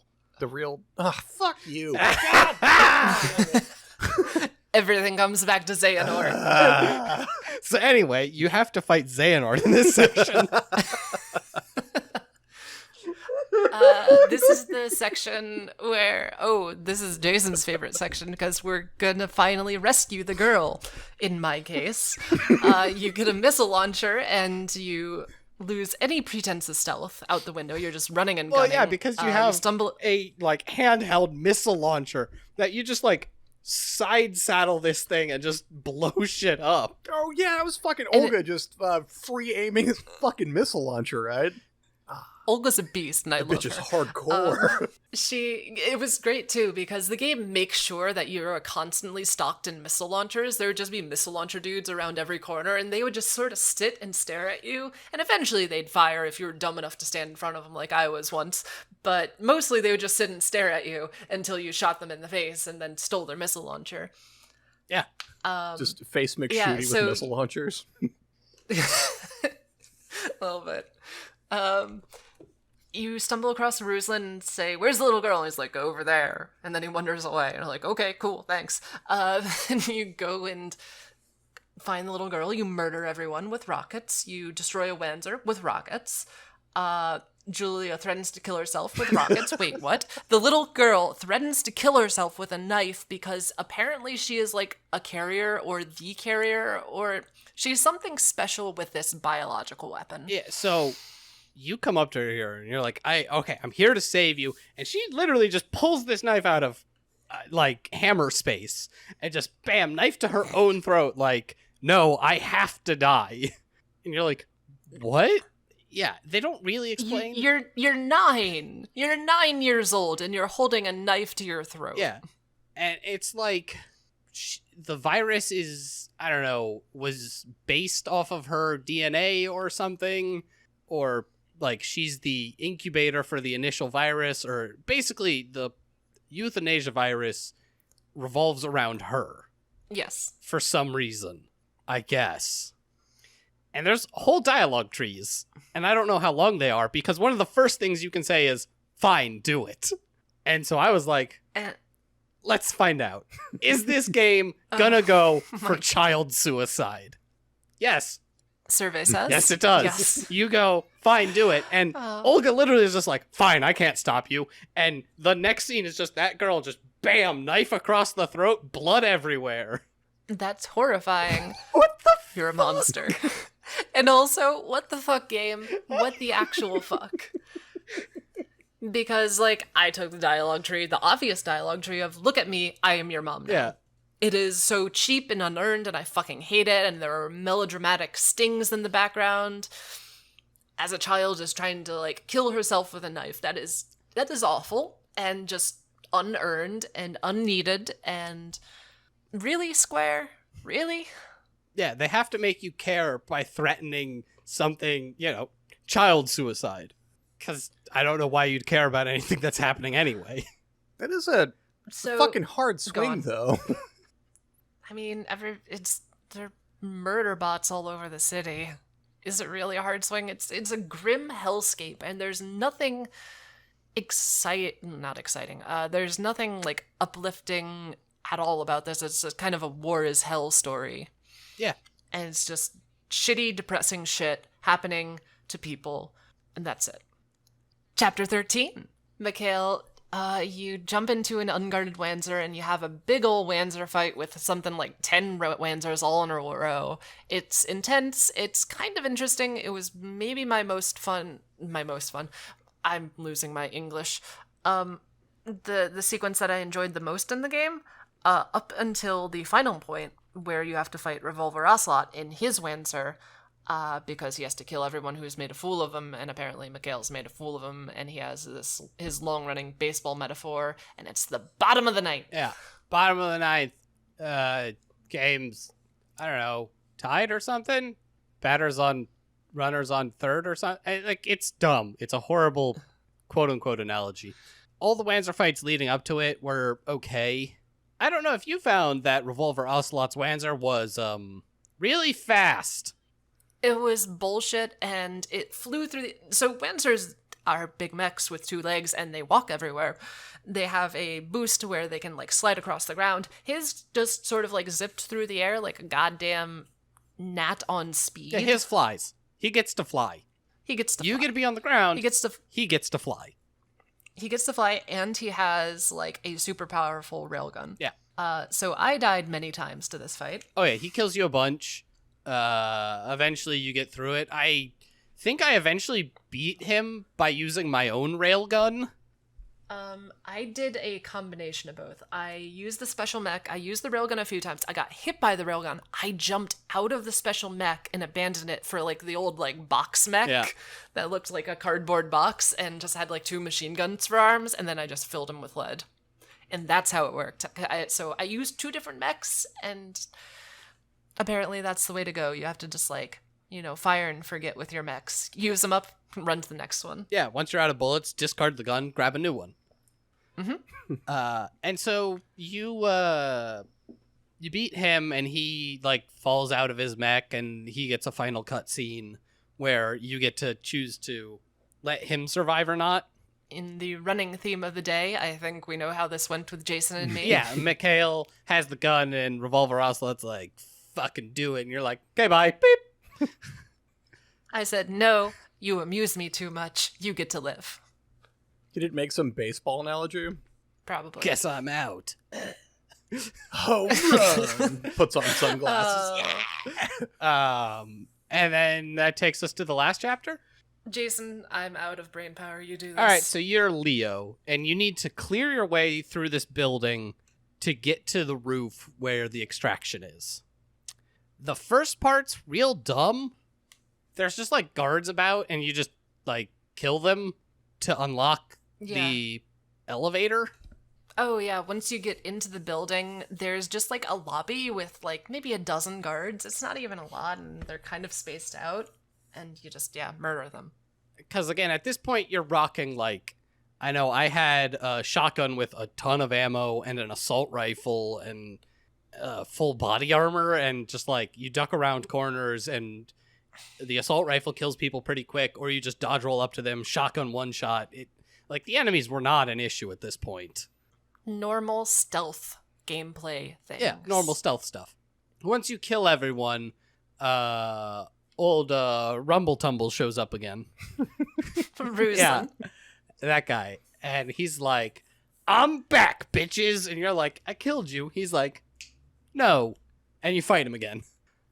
As you're fighting, you realize that he is not human.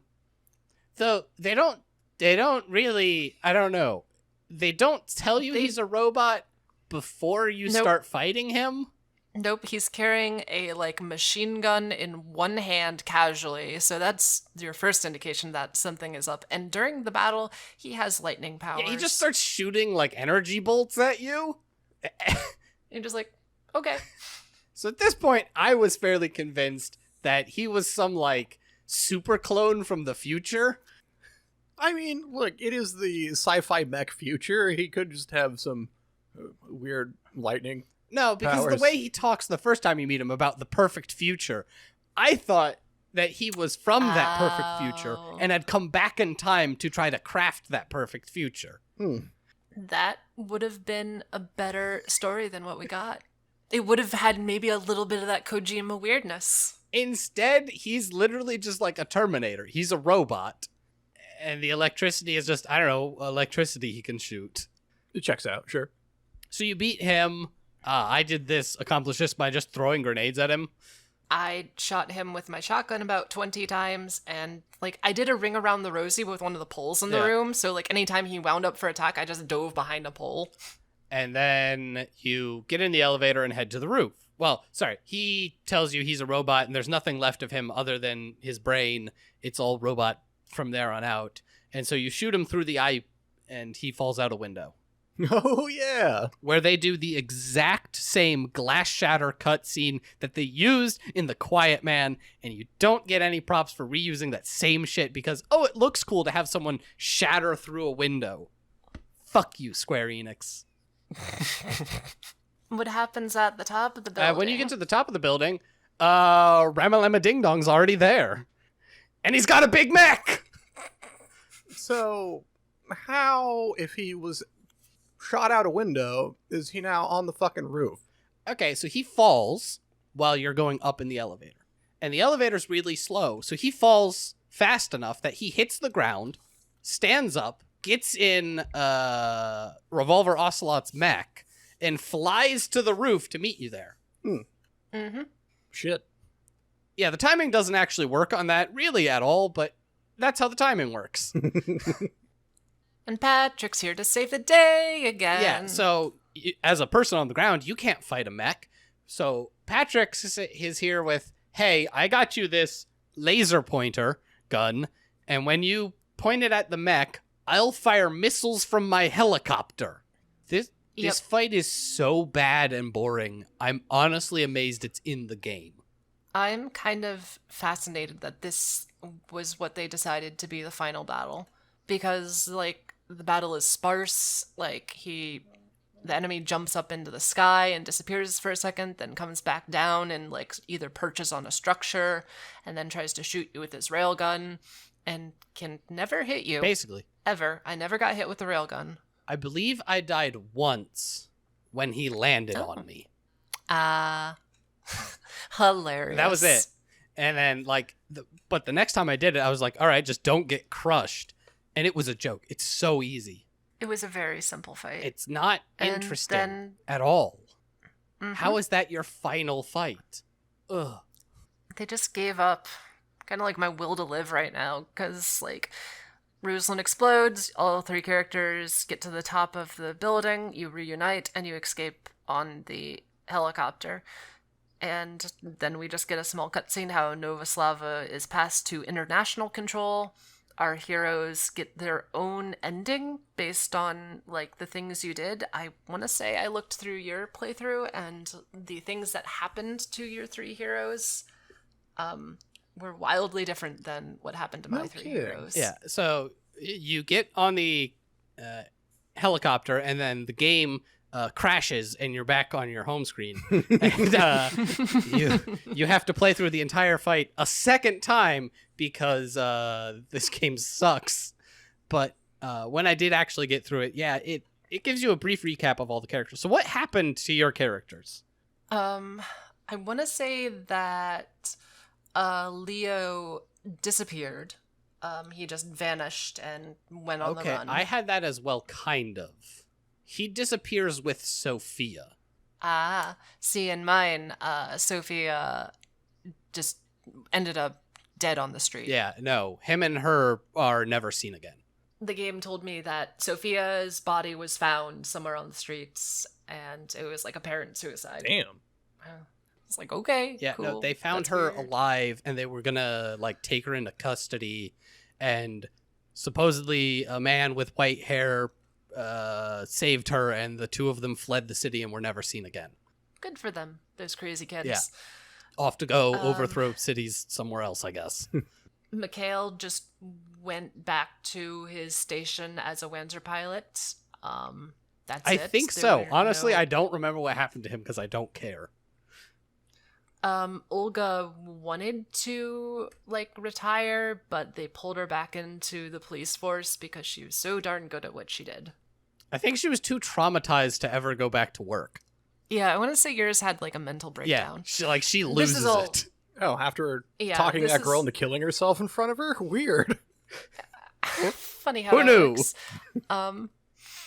Yeah, it's a single paragraph of text as the credits roll that you get this stuff. So there is no meaningful commentary. There are no interesting character arcs. The overall plot is lifeless. There is no interesting gameplay. The game looks like dog shit.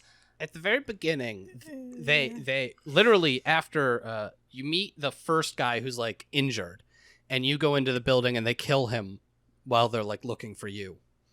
The game literally tells, like, blunt force to the fucking nose, has a message about how, who are you gonna save? Are there right choices? Are there wrong choices? Or are we all just adrift in this? And then, this plot happens.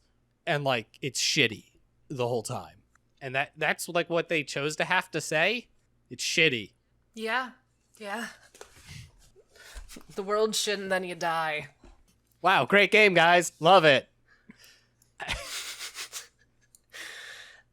This, as you just spent probably the better part of an hour listening to the story recap, the story is terrible. The gameplay is miserable. We didn't even get to the crafting, right? Mm-hmm. And Jake, how you fucking had to figure out the crafting never, basically? Yep. I tried and realized how obscure it was and how much time it took up to pick up stuff, manage your weight capacity, Mm-hmm. go into your inventory, go to your crafting section, craft things, equip to your different gadget slots, rifle through your gadgets inside and outside of combat. Yeah, because the game doesn't pause while you do that. Yeah. It's just layers of obtuse nonsense that might make sense in an actual stealth game, but this is not that. The game markets itself as stealth, but it is basically anything but. No, it's God, I'm not even sure where to fucking start here. Let's talk about the combat, because it forces combat on you. Like its stealth game should. It should make you fight in a very Oh my god. terrible way. So the movement. Let's talk about aiming. And I can't speak to it on a controller. I can tell you on a PC. Like aiming with the mouse is better. As you stand still, the reticle tightens in somewhat. However, the gun sways, and where the bullet is actually going to fire doesn't necessarily hit the center of that reticle. It's an area. Also, if you're too close to a wall, you just fire into the wall. You don't have to be aiming towards the wall. You just have to be standing near it, which is choice. Yep, there were definitely some times where there was a dude in front of me, I was crouched, and I was just looking up at him, and the reticle was clearly on his face, and I pulled the trigger, and the shot went into the box. Yeah, Terrible. I don't know what exactly they're doing with bullet generation and tracking, because yeah, it doesn't always work. Yeah. Yep, the bullets definitely, like, Jake, go. I had the worst time with Scruff McGruff Sniper Excursion when I would be hiding behind something. I would have my reticle on an enemy so that I could pop over and just immediately be hard scoped on him. Except when I would do that, about half the time, it would decide that I was pointing at the ground. So then I have to drag it back up and then try and find him, which is weird. Or if I would miss the shot and like the enemies would be alerted, but they wouldn't know where I was at, and that like they wouldn't become vigilant and then suddenly start swarming the area, everyone in the vicinity would turn and look at me, but they wouldn't get alerted yet. Now, if you hit them and didn't shoot them in the face for the one-hit kill, when they're laying on the ground, they'll become alerted. Now, there's a small window where you can shoot them when they're on the ground, and then all the enemies in the area aren't alerted. Also, it lowers the sensitivity while you're aiming, which is weird. It does that in the Wanzers too. So much more. Oh my god, it's like moving through tar in the freaking Wanzers for no reason whatsoever. I don't know why they decided that the Wanzer should be the worst experience. Like, they're unfun to pilot at all. You're going to put big mechs in your game and then make them so miserable to use that any chance I got to get out and just run on foot, I did. Yeah, movement in the Wanzer was, as Jake said, like moving through a pit of molasses. A field pit of molasses. A field pit, sure. You know. And it would try to like make like realistic or logical like turns of the body, so like it would have to readjust itself to turn around a corner like a real machine would. But fuck you have giant mechs in your game, it doesn't have to be completely realistic. They can be a little bit faster, it's okay. Well, no, if they're faster, then it might be fun. Oh, And it's a stealth game, so you're not stealthing in your giant robot. part of, like, again, these Wanzers are supposed to be the big thing, right? They're how people pretend to have war anymore. But, like, if your Wanzers are just shit, that doesn't make sense. I would pick, like, a couple tanks against a Wanzer any day. Mm-hmm. Then how are they the ultimate fighting weapon? They're not. No, they're just bigger tanks Yeah. that don't take because a better hit. they look like people. And so that's, like, if these are supposed to be the ultimate fighting weapon and, like, ooh, there's a super secret tech one, then they should be super secret tech. They should be the ultimate fighting machine, and they could be, I don't know, faster, stronger, better. But they're not. This game is filled with something that I just categorized in my head as bad game feel.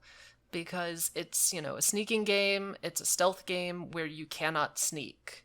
And it's the kind of thing where the game doesn't really show you where your enemy's sightlines are. And that is, I think, one of the big failings of the, I guess, stealth gameplay in this game. In that, you know, you look at a successful stealth game like Metal Gear Solid, and you have a mini-map with your exact enemy sightlines in it. Oh, yeah.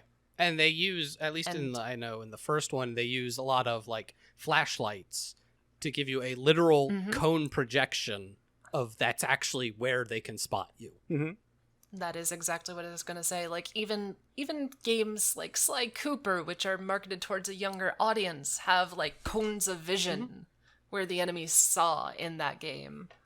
No, this one, they see you through walls. Yep.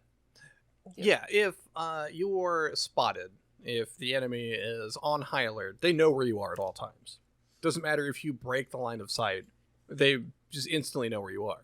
Now you can get around this by hiding, and sometimes you can run far enough that they forget about your existence, but not always. That is generally how I did it. I just ran away. Yeah, because it's one of those things that you get to abuse the fact that you know that they're a game AI. And they are going to have tethers. So just run.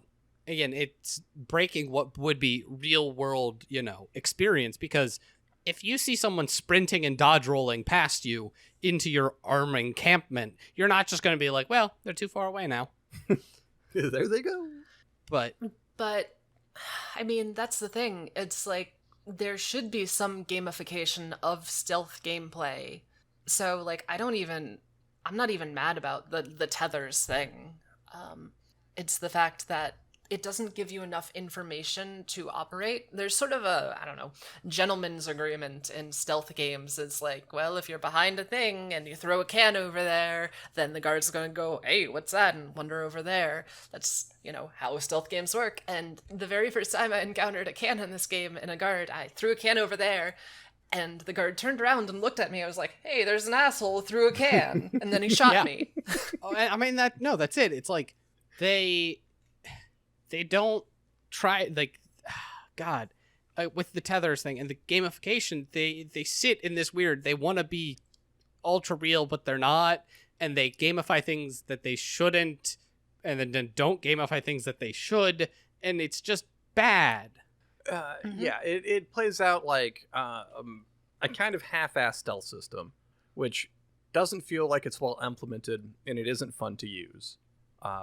Combined with forced combat, and like there's plenty of sections you can attempt to sneak, but you're going to have to rely on combat, and sections that are forced combat, but the combat itself is also clunky and unwieldy and like not well implemented. Yep.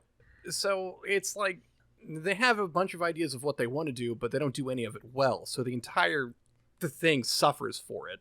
Like the mech section should be the fun part. I don't have to sneak around. I can get in my big ass fucking fighting mech and go tear some shit up.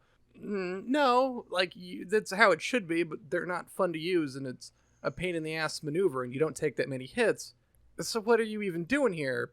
For the super engaging, not complicated story that it's, and like the story itself isn't that complicated. They just try and obfuscate it, so it's weird, and like the way that the time works doesn't make fucking sense. Ugh, I don't know. Mm-hmm. Like you were saying about the movement, it definitely feels like a quote-unquote survival game, like a Resident Evil or a Silent Hill, in that the combat is dog shit, specifically so that you have to like sneak around or dodge enemies, except in this case you have to fight. And at least playing with the controller, the like acceleration and dead zones of the, even just looking around and aiming, I had a hard time just aiming at people with my shotgun. Like if I had to guess, probably a third of my shotgun blasts missed blasts with a shotgun. I'm sure Jason like didn't miss any because he was using a fucking mouse, but using a controller was a dreadful experience with this game. I mean, you could have just plugged a mouse into your PS4. I don't understand. I suppose I could have. Reasonable solutions for reasonable people.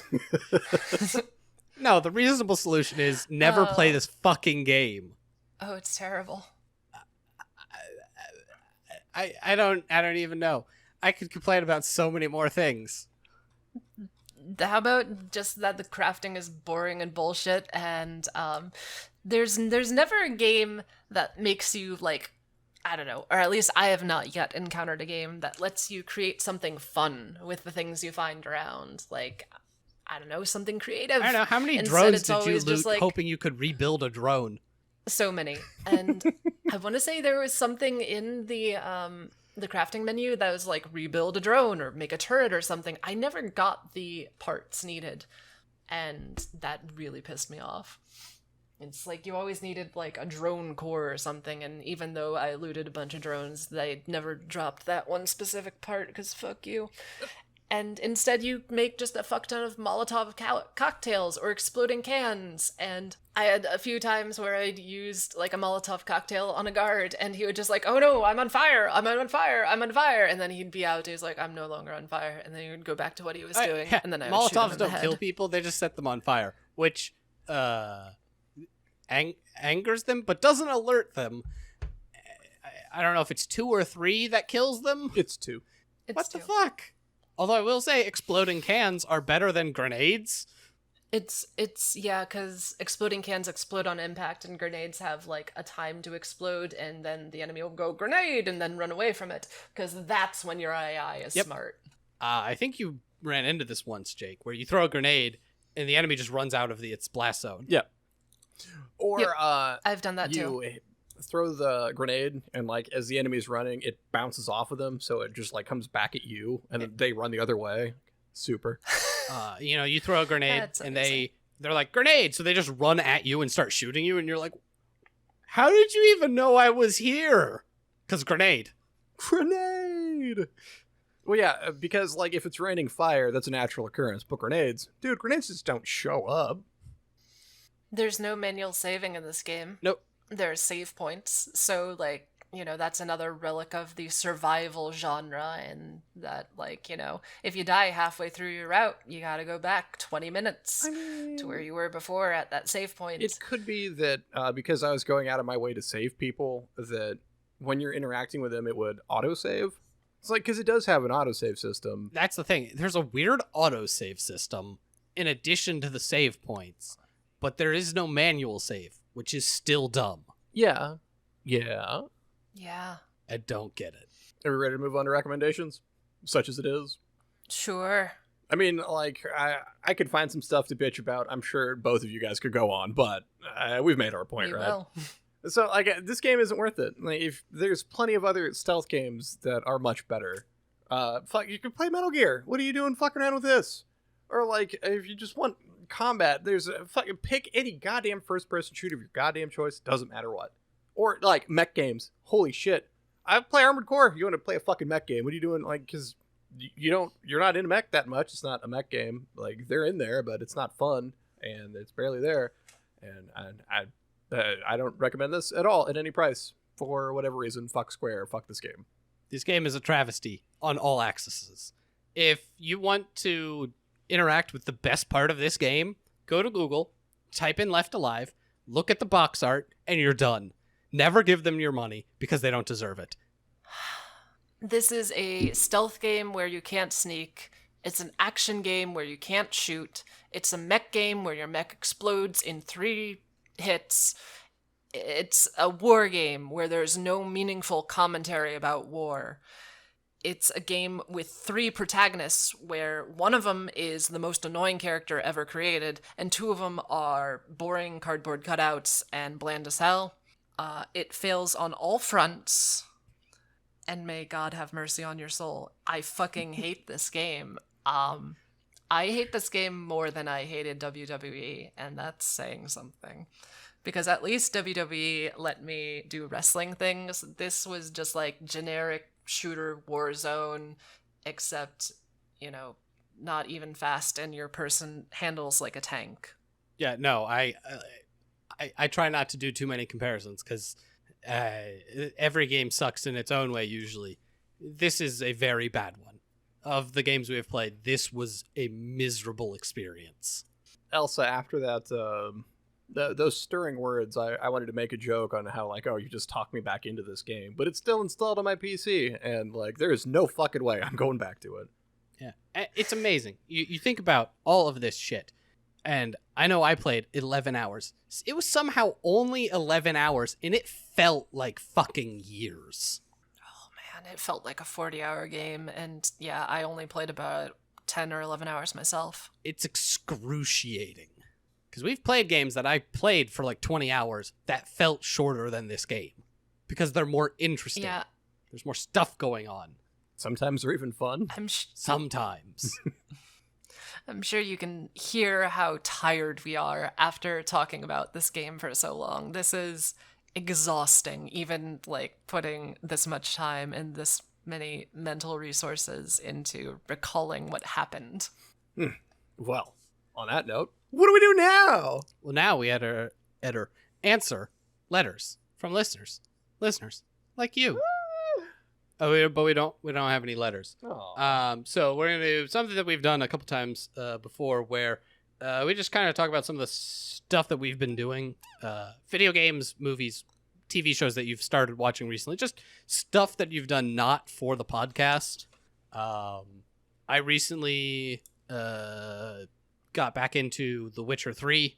I'm adding a bunch, as people were talking about different mods for it, and so I started plundering the depths of mods, so I installed a bunch of mods, and I'm going to do another playthrough of The Witcher 3. We'll see if any of that ends up on stream. Obviously, on stream, I also play things that I like, and I play a bunch of old games. So the old RPGs, we'll see where we end up when this actually releases, but we're going through Might and Magic 4 and 5, and then who knows what's next. Just, all that old shit. Have I played any other games recently? Not really. Yeah. You got anything? Yeah, well, I haven't really been playing too much outside of the podcast. Like, there's stuff I'll hop onto, dick around in. But I've been watching, just like, The Simpsons, because it's been a while since I watched any of The Simpsons. Or, when I've got the kids, we were watching Hunter x Hunter, and then we just finished that, so we started Full Metal Alchemist Brotherhood. It's like, I've just been watching random anime. Elsa? Nice. I have sort of fallen into a cesspit of Rainbow Six Siege recently. I've been putting in a lot of hours in it. It's if you're into tactical shooting and like team-based gameplay, it's a lot more fun to me than something like CS:GO with like the destructible environments and putting up reinforcements and all the gadgets like that. It's like somewhere halfway between a hero shooter and like a competitive like CS:GO kind of shooter, and I'm a controller scrub who plays on the controller even though I play on the PC, and it's kind of hilarious. So you're not gonna get in on some of that good Valorant action? No, I have heard and I have seen a couple videos on the like toxicity of that entire thing, and like Rainbow Six is toxic enough, and Valorant seems like it takes it to a whole nother What level. online shooting game is toxic? Well, like I've been playing Modern Warfare, and hasn't been that bad. Like the last time I hopped onto Battlefield, Jesus Christ, the chat section there is fucking abysmal. Yeah, I can't say that I play many online games, partly because of that. I don't need that in my life. Also, they're just not typically the games that I'm interested in. Reasonable. And aside from that, I've been, spectating Jason's Might and Magic 4 run, and that's brought back a lot of nostalgia. I have a couple of ideas in mind for maybe a challenge run of Might and Magic 4 and 5 in the future. But you will have to tune in sometime in the future to learn about that. Yeah, all right. So if you have any questions, comments, concerns, ideas, thoughts, things you want us to talk about on the podcast, send them to thebadgamecast@gmail.com. We could always use more stuff. If you want to hit us up on Twitter, it's tweet @thebadgamecast. I run that. If you want to hit Jake, it's just @JakePray. If you want to check out our Reddit page, all the episodes go up. If you check out the Facebook page, the episodes go up eventually. If you want to see us play games, sometimes bad, sometimes good, twitch.tv/thebadgamecast. We play games every Monday through Thursday, and then on Friday, all the week's videos are uploaded to the YouTube channel, youtube/thebadgamecast. There's a Discord server as well. Links are in the description. There's some discussion on there. Always feel free to start more discussion, whatever you want. Yeah, otherwise just hop in there and hang out with us. Yeah. And that is most everything, other than the thank you to our Patreons for continuing to support all the nonsense we do here and on Twitch. I love you. Say it every time. You guys mean the world to us. All right. Well, would you say Elsa's Twitter? Oh, yes. My Twitter is @FreyaFaust, FreyAFaust, in case you needed to spell it out. All right. For the Bad Gamecast, I've been Jake. I've been Jason. I'm so empty inside.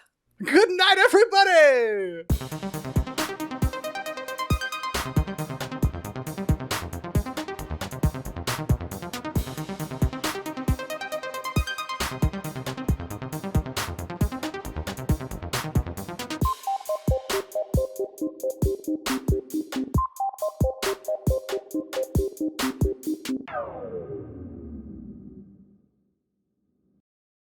Outro. Post-roll. Post-roll. Good This is God. the post-roll. Post-roll. Toast-roll. I'm gonna eat some toast. Swiss cake roll? Oh, I wish I had a Swiss cake roll. Special desserts? Bum, bum, bum. Oh, I have brownies. Are they special brownies or normal brownies? I mean, they've got cream cheese frosting. I don't know how special you think that I is. mean, that's pretty okay. Yeah, they're alright. You know, I don't really like brownies. How could you, sir? I don't like chocolate, and I'm not a big I- fan of desserts. We're sure he's human.